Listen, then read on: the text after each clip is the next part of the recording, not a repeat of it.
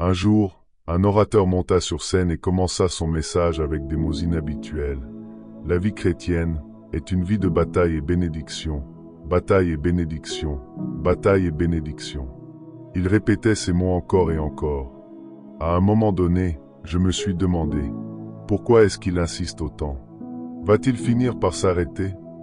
Mais, il faisait une déclaration mémorable, une vérité profonde que je n'ai jamais oubliée.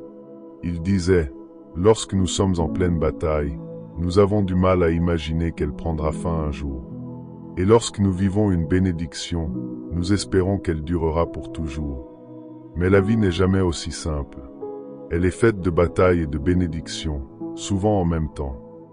Il donna ensuite un exemple marquant. Imaginez un homme nommé Pierre.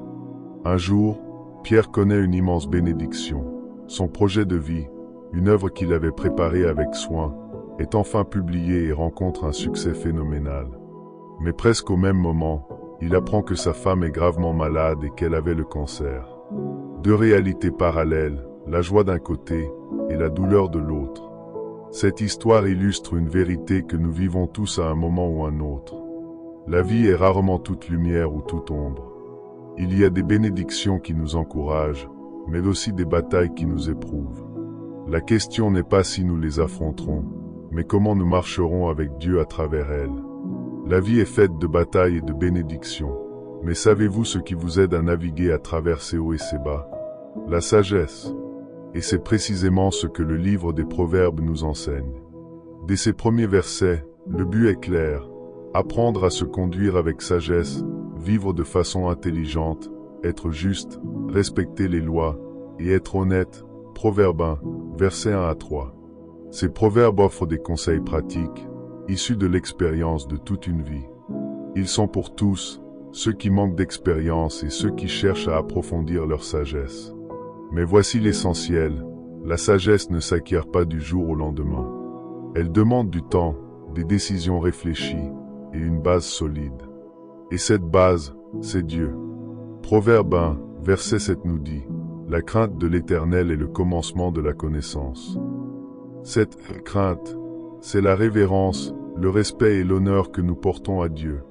Comme le dit Joyce Meyer, la sagesse, c'est choisir de faire maintenant ce dont vous serez heureux plus tard. Alors, commencez avec Dieu. Laissez-le être la source de votre sagesse, celle qui vous guidera à travers les batailles et les bénédictions de la vie. Après avoir parlé de la sagesse pour naviguer dans les batailles et bénédictions de la vie, voyons maintenant comment Jésus lui-même a affronté ces réalités. Son exemple nous enseigne à réagir avec foi et courage, même dans les moments les plus difficiles. Le ministère de Jésus commence par une bénédiction extraordinaire. Lors de son baptême, il reçoit le Saint-Esprit, et la voix du Père déclare « Celui-ci est mon Fils bien-aimé ». Mais juste après, une bataille s'engage. Conduit par l'Esprit, Jésus entre dans le désert, où il jeûne pendant 40 jours. Affamé et épuisé, il fait face à 3 tentations puissantes.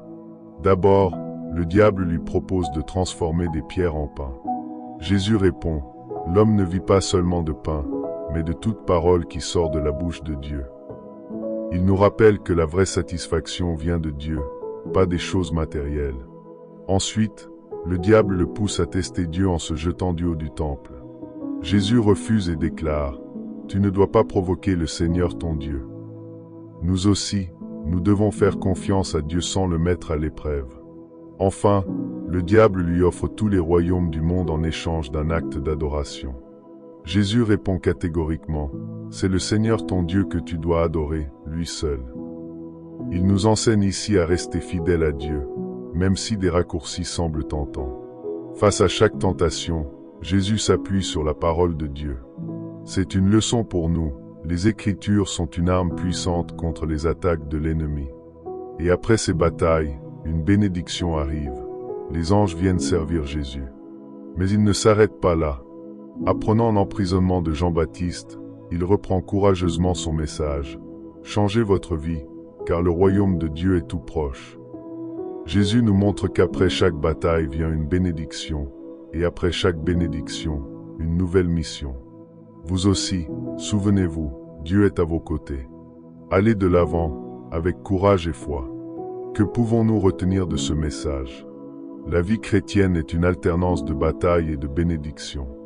Mais ce qui compte, c'est la manière dont nous y faisons face. Ce message nous enseigne 3 vérités essentielles à appliquer dans nos vies. D'abord, trouvez la paix dans les tempêtes en marchant avec Dieu. Comme David, même dans les moments les plus sombres, tournez-vous vers lui. Dieu est votre refuge, celui qui relève votre tête et vous apporte une paix profonde, même au milieu des épreuves. Il ne vous abandonne jamais, peu importe la tempête que vous traversez. Ensuite, marchez au rythme de l'Esprit Saint. Jésus nous montre qu'être guidé par l'Esprit transforme nos choix, nos priorités et notre vision de la vie. Être conduit par l'Esprit, c'est vivre chaque jour connecté à Dieu, aligné avec sa volonté et rempli de sa puissance pour naviguer à travers les défis. Enfin, soyez positifs et courageux. Les saints de la Bible, qu'il s'agisse de David, de Noé ou d'Enoch, ont affronté leur bataille avec foi et vécu leur bénédiction avec humilité. Ils se sont appuyés sur Dieu, ont gardé leur courage et ont avancé, même dans l'incertitude.